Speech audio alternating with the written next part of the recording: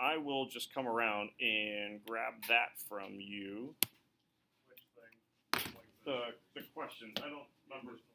Yeah. Yeah, I didn't do it. Is it credit?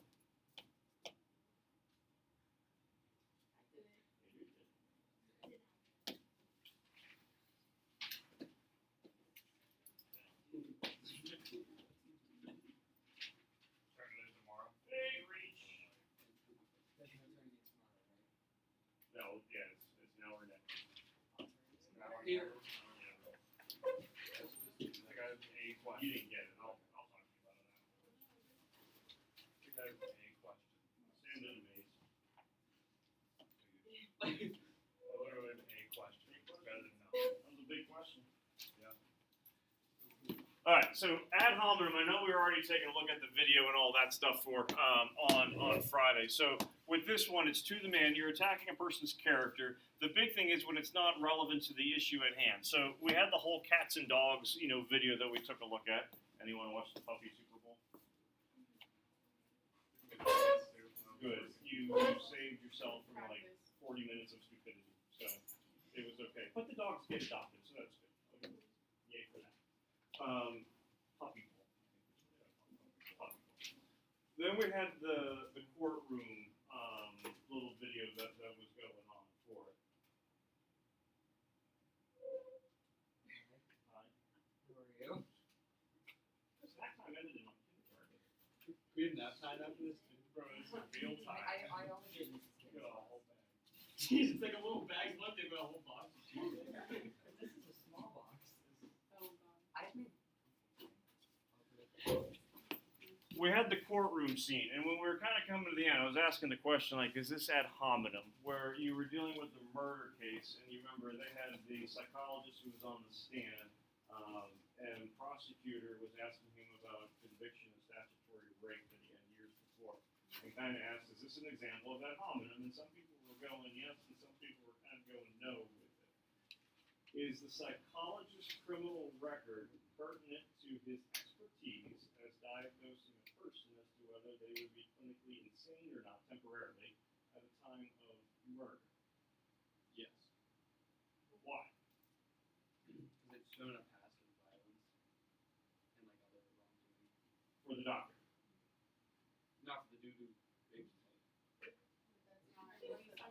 But the doctor who's on Oh, the he's stand, the doctor too. does that have anything to do with his diagnosis? Yeah, good. It could because Then we'll get, you said no, and we'll get to your idea. it could because it can show that he asked them first if he had any, if he was convicted, and he said no. And he said, The prosecutor asked him. Yeah, and he said no, but at times he was really positive, but he was. He brought up the crime that he did do, and so it can show that he was wrong. Maybe he's a liar, maybe. Okay. His felony charge has nothing to do with the other person's guilty case.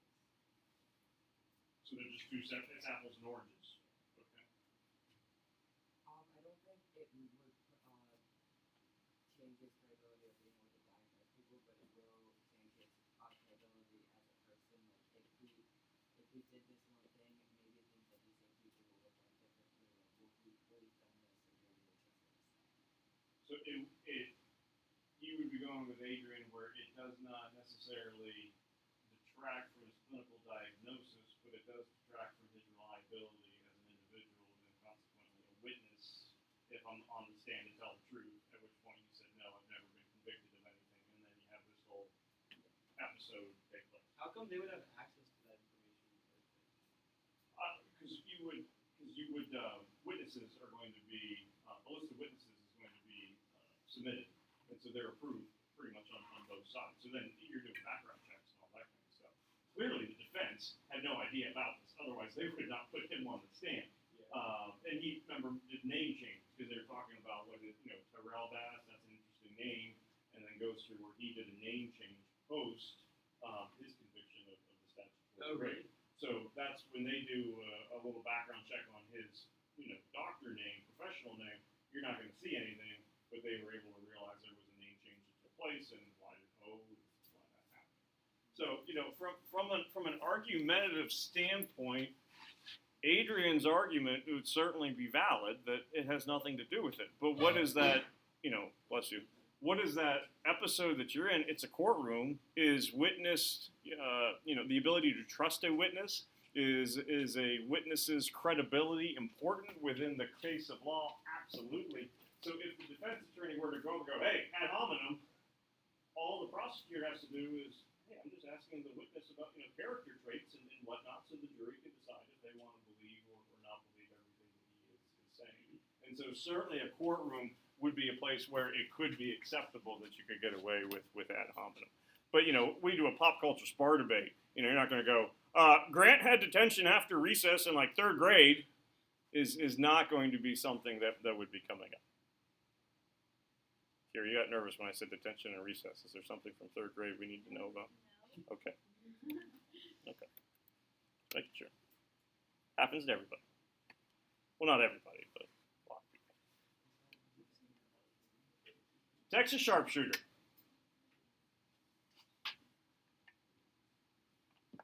And we kind of already talked about this example a couple weeks ago. I don't remember what we were discussing at the time with global warming.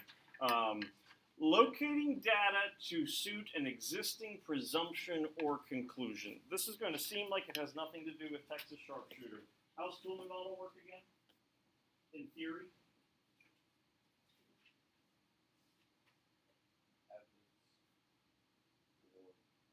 And it would go in that order. I collect a bunch of evidence, I then start to make a reasoning, and then I come to a claim.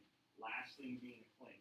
Texas sharpshooter is basically going backwards, which in all honesty is what most of us do when it comes to an argument. You pick your side, and then you're locating evidence for it. So this is a false cause fallacy, where it's the idea that, okay, here is my claim, now I need to come up with something, generally a statistic that is going to support it. The idea is you have a marksman where, how do you prove how accurate you are of a shot, whether it's, BB gun or bow and arrow or rifle or whatever. You got a target or darts, and you shoot at the target. Texas sharpshooter, what does he or she do? Shoots, and then what do I do? Pardon? Then I make my target.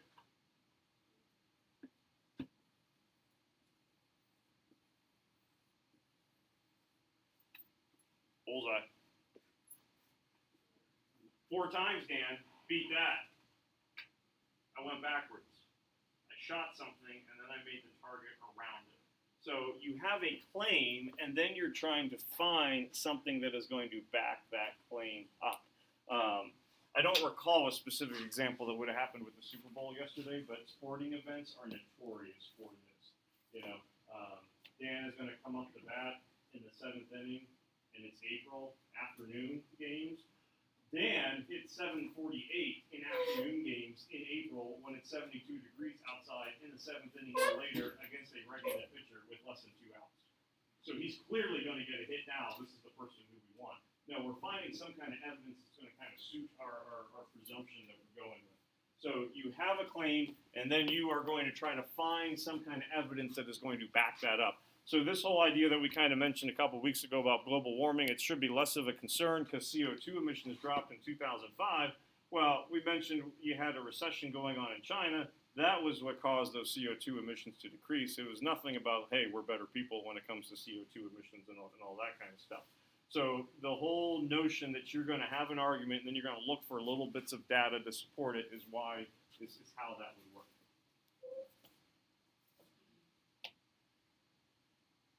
College are you going to go to? Really? That's where you're going? Yeah. There's not even like a little hint of doubt in your mind? No. I find that hard to believe. What's Brady going to tell you about Penn State? Everything good about it.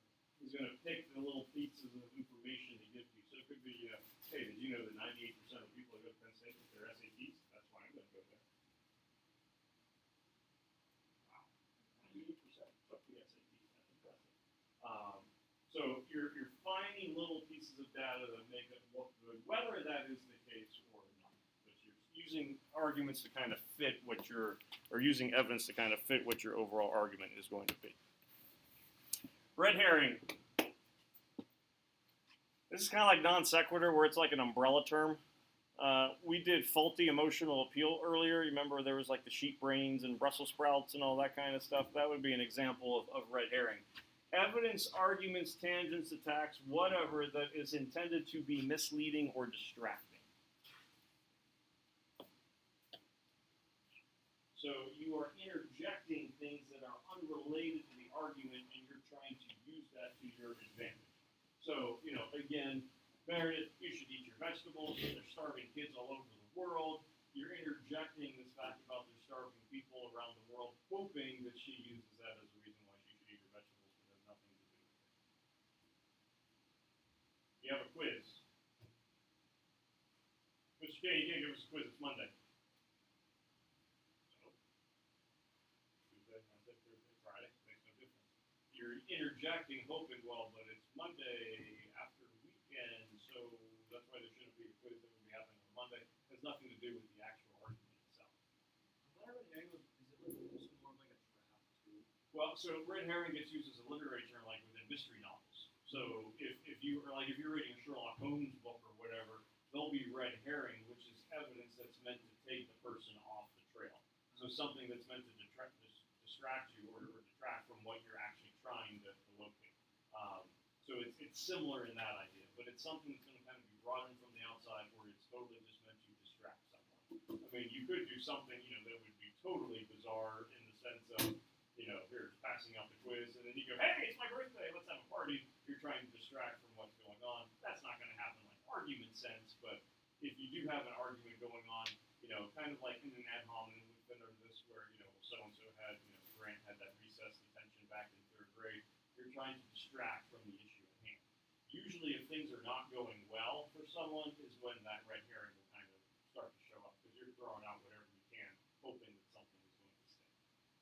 But, if you start doing that, you could have, all we're going, red herring, what are you doing? Why are you mentioning all that stuff? Not followed by, I'm a fraud. Hey, this is why ethos is really low. Does that help the ethos? I don't know. You always don't tell the truth on an argument, so I could lie. But you said I'm a fraud.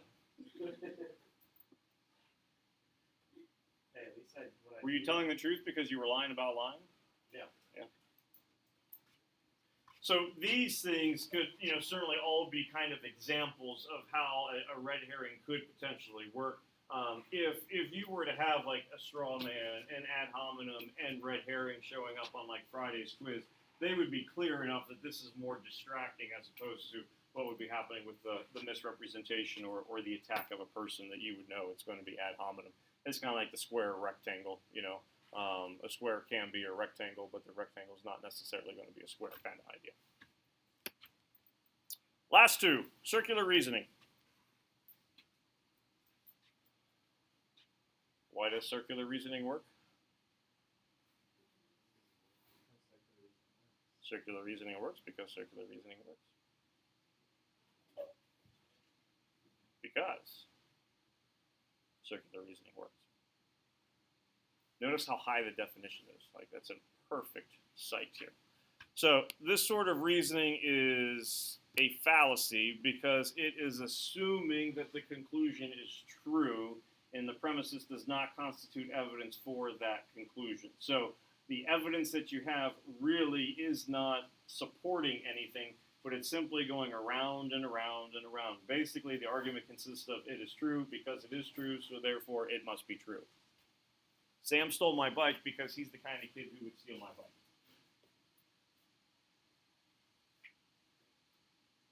Why did Sam steal my bike? Because I think Sam stole my bike. Everyone believes in Santa Claus because the belief of Santa Claus is universal. Which is basically saying everyone believes in Santa Claus because everyone believes in Santa Claus.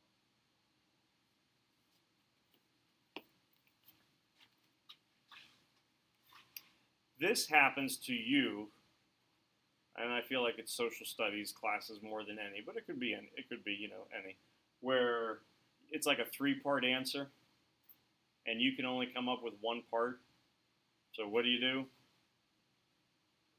Brady and Dan are like reminiscing back to when they've recently done this, apparently. What did you do, Dan? Okay, in other words, Brady, a specific question coming to mind for you?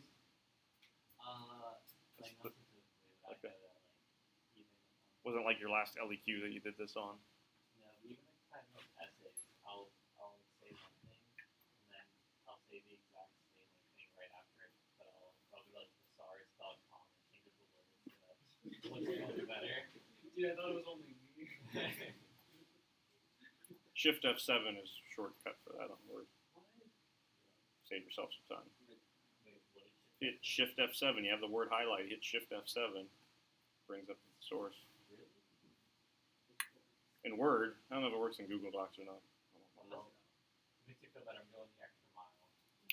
Just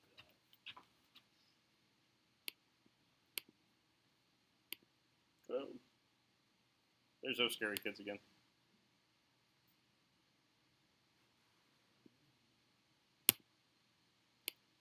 So we got an interview taking place. Interviewer with Bill. Your resume looks impressive, but I need another reference. Well, Jill can give me a good reference. Well, good, but how do I know that Jill is trustworthy? I can vouch for her. So what's Bill basically doing? Vouching for himself. And then we have Star Trek cartoon that I don't really feel like watching.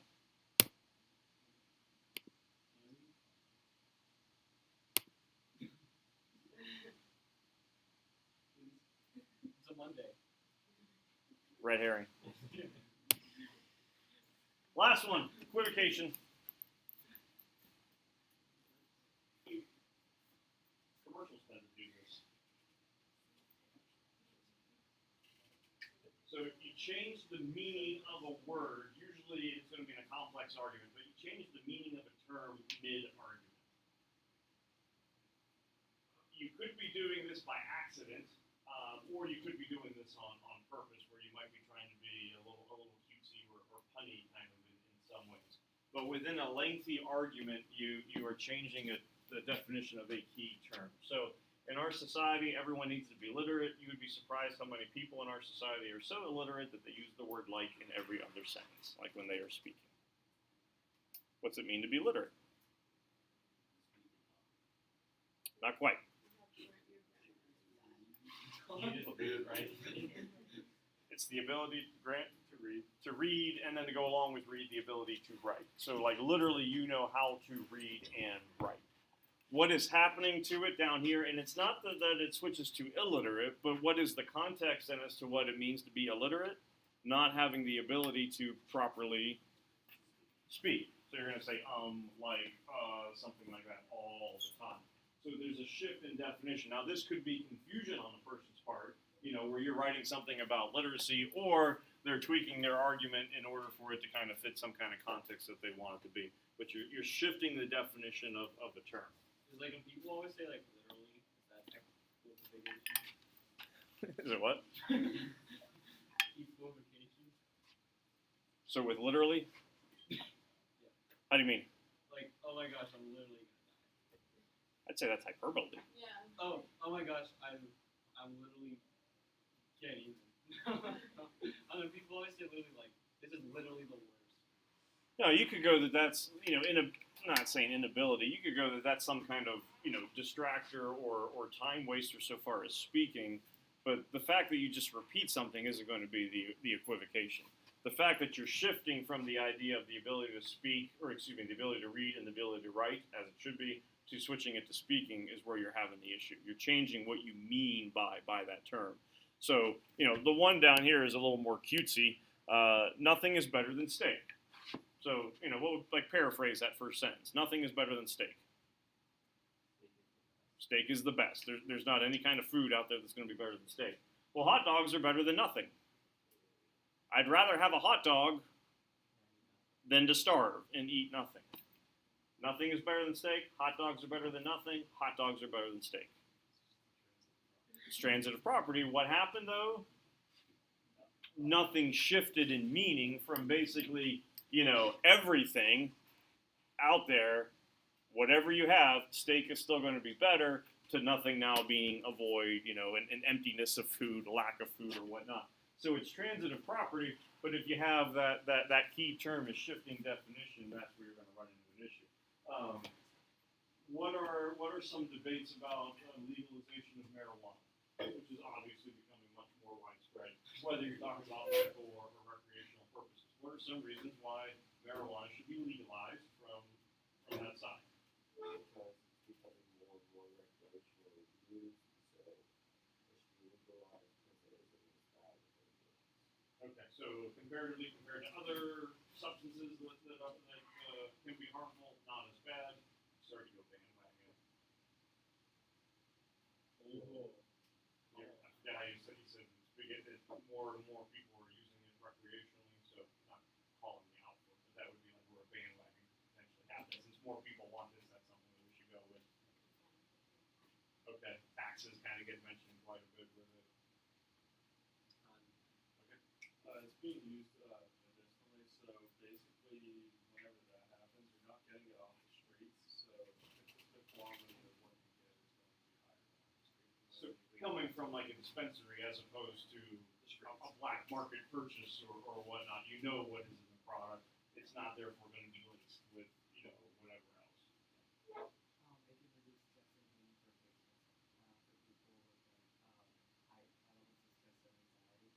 So the medicinal purposes, it's not simply going to be for some kind of incurable terminal illness or whatnot, but it could be something that could be applicable and useful for how many people under here are under stress and anxiety. Merit, I got you. Stress and anxiety going on. So the argument that it could be appropriate for people beyond just a small segment of the population. So we should get high schoolers on marijuana. Is that what I said? Other argument that sometimes folks will mention, and this would kind of go, getting it from the dispensary is, what is marijuana? I think it's natural. It is a natural substance. It is something that is grown. It is a natural substance. So naturally, it should be legal. That's equivocation. What just happened? You changed the Oh, it's- definition. Use a circle argument. Well, a little bit, yeah, in some ways, because I said it's a natural substance. So being natural meaning that it's coming from the environment, it is coming from the earth. So naturally, so logically, so reasonably, so therefore it should be legal. Naturally has changed definitions. So if I wasn't doing equivocation, if there wasn't that shift, that would really kind of be a circular reasoning. But those two can certainly blend and kind of lead into one another. If you're using that equivocation as a means for that circular reasoning, by going to thesaurus.com and shifting the terms and all that stuff. You're working on your essay too late when you highlight your name and you try to find out synonym for breathe.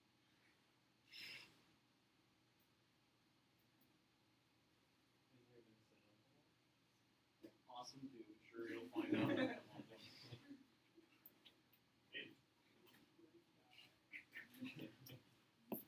The best. Dude. Whoa. Star Trek video. Prezi is on Google Classroom. Feel free to go anytime. 6th period during lunch. If you want to come out and stand with me in the hallway and watch the video together, we can by all means I'll hang take out. you up on that. Okay. Because that sounds like fun. Maybe we can invite Mr. Frank.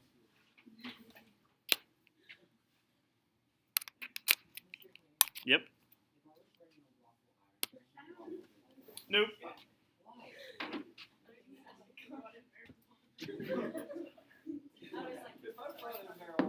That would also be enough. Miss Morby let me try it last year.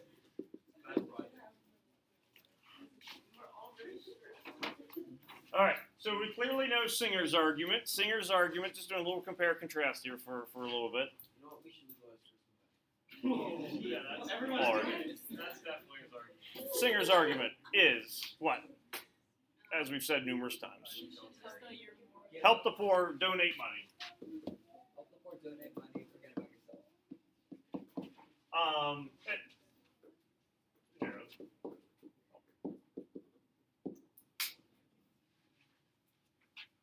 Brandon, you said forget about yourself? Yeah.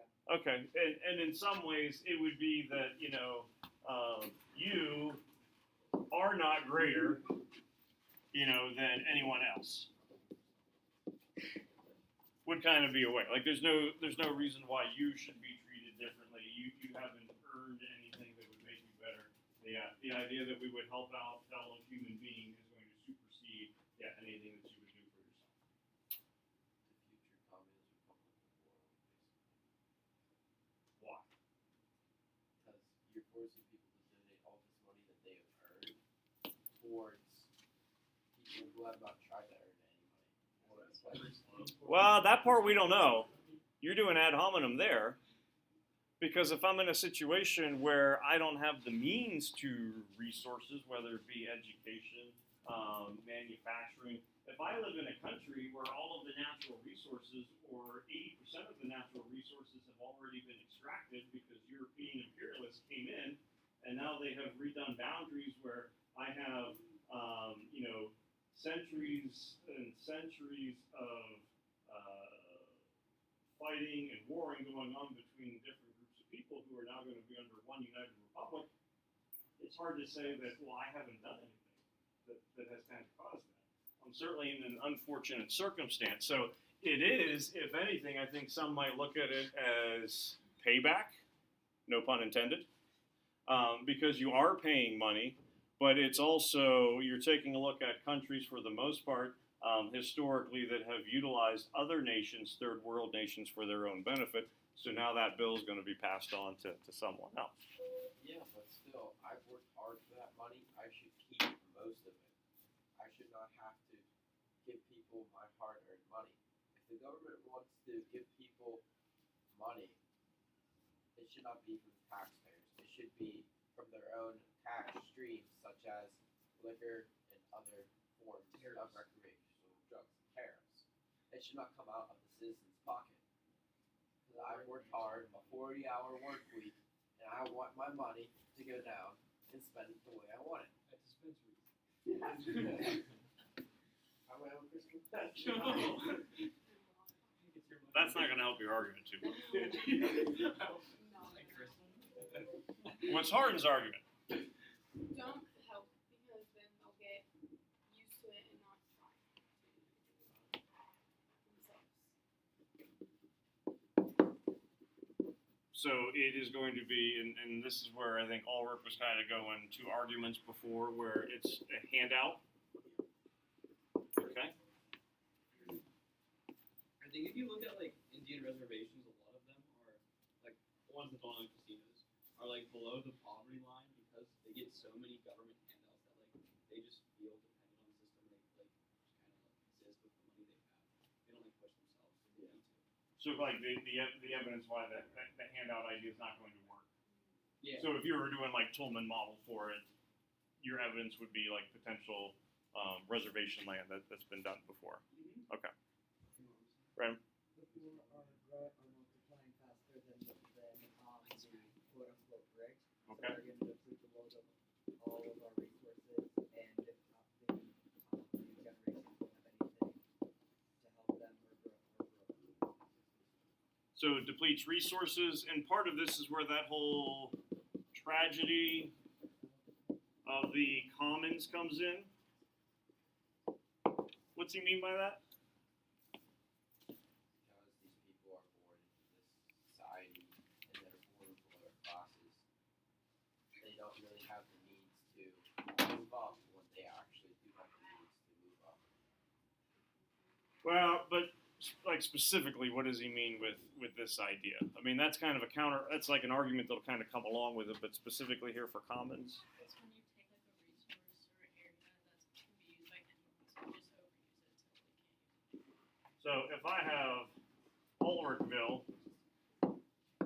That's the world. and True American city. Ulrichville has its trees,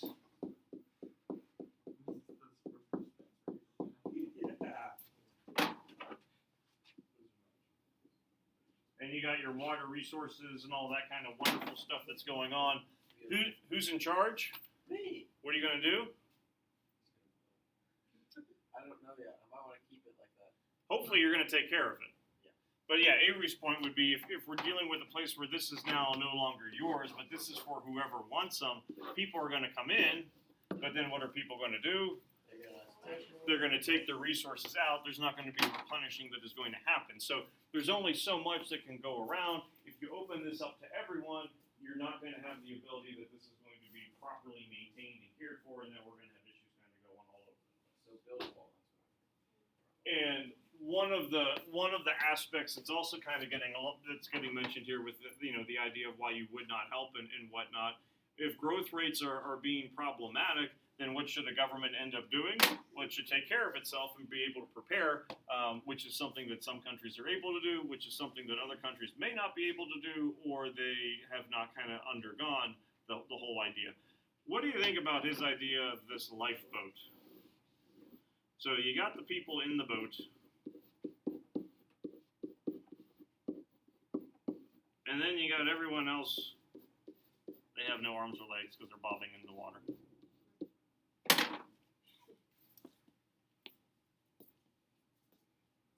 Can you not help someone?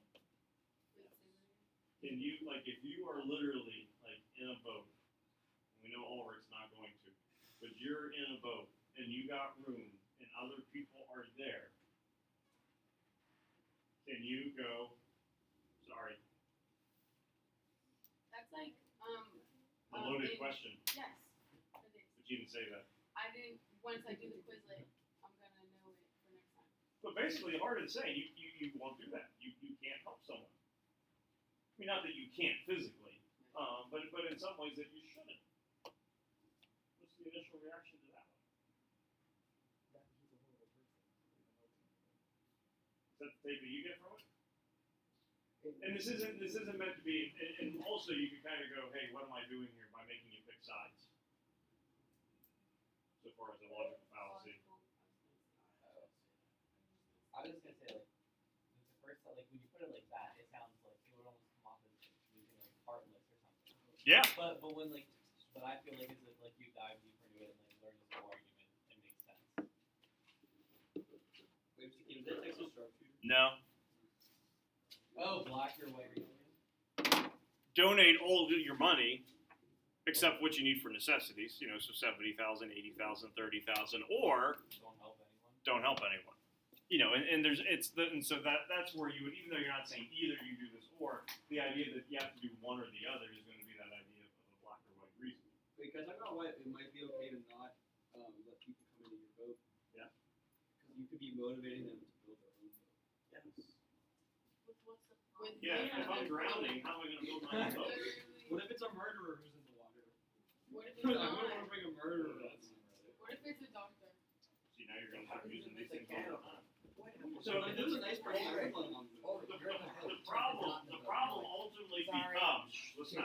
problem ultimately becomes, and he acknowledges it's the number one, you only have so much space, and so both of these things are certainly kind of going to extremes. Why is this person stuck outside and this person's inside the boat? He was born unlucky. It is solely by chance. It's not even like really even kind of luck at that point. So what you're dealing with when you're dealing with poverty is how is someone, how are you making a decision based on a circumstance that's totally beyond their control? It's probably where neither one's really going for one way or the other. Tomorrow we're going to do some tomorrow. You are not debating. We'll explain what we're going to be doing tomorrow. Don't worry about any things or anything like that. Don't work assignment right now. Just getting terms ready in your head for Friday. I have to confess, I did read on for Friday's test, but I read the wrong thing. Would you read? I read the next one, the one with all the different types of